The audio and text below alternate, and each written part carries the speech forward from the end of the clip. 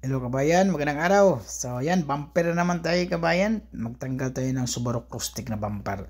So lagyan natin ng time para ilang minuto natin tanggalin tong Subaru Crosstrek na to.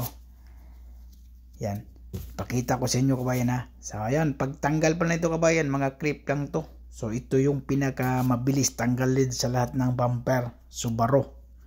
So lahat ng bumper, kahit mga Toyota, yung Toyota ito talagang napakabilis kasi clip lang lahat to. Pero pag matibay yung clips kabayan sa pangilalim, medyo matagal-tagal din. Yun ang nakatagal mo kasi yung pagtanggal ng clip matibay din kasi yan eh. Pag hindi mo maayos yung pagtanggal yan, talagang hindi mo mahihila din, hindi basta-basta.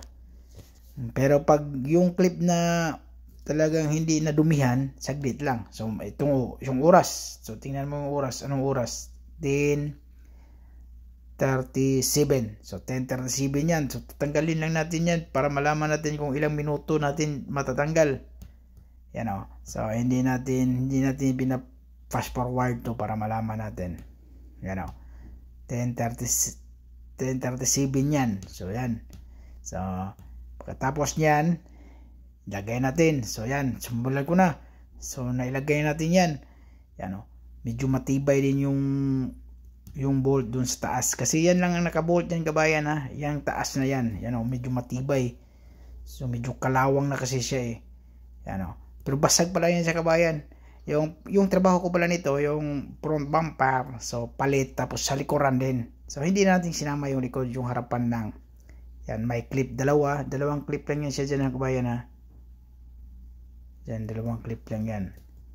Tapos so tanggal na. So walang fast forward yan ha, dahan-dahan lang yan. Tapos clip yun sa gilid, tapos sa baba clips. Yan lang nahirapan ako kabayan kasi yung clip dyan talagang pag madumi kasi yung clip, pag isikutin mo siya talagang kukontra din. Dapat dalawa para kabilaan. Ano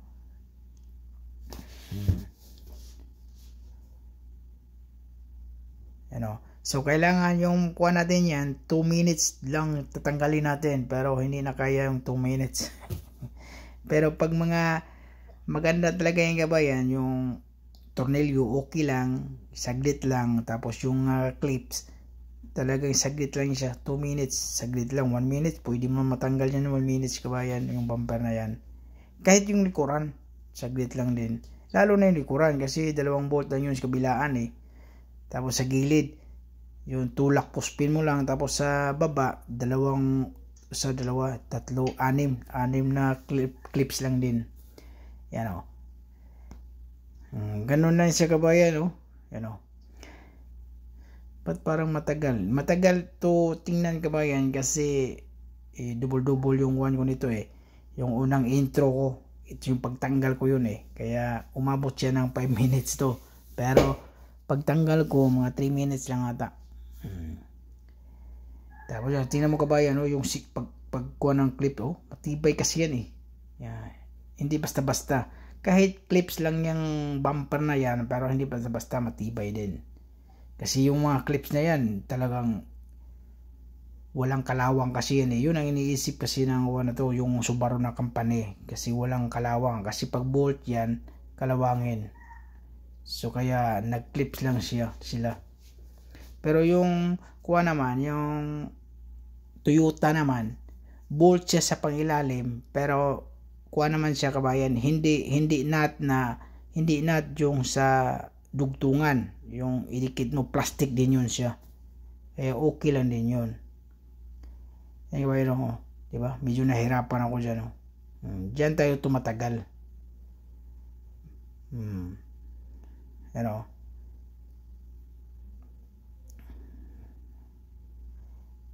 Tapos yun, puspin lang yun sa gitna, tulak mo sa gitna, tapos sabay tanggal na yun.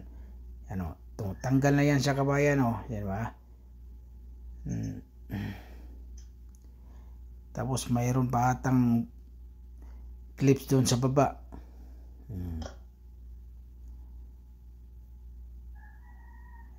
No?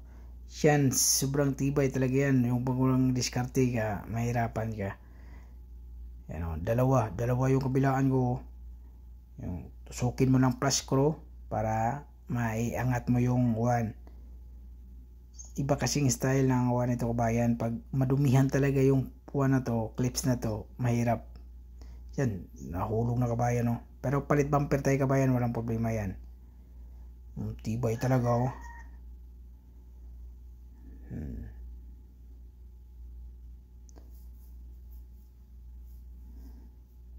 So, ganun lang siya kabayan.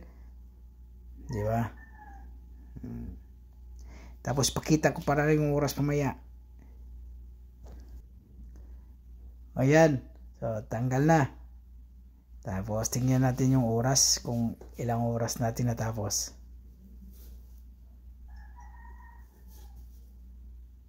Oh, di ba? So, tingnan natin yung oras. So, ayan. Oh,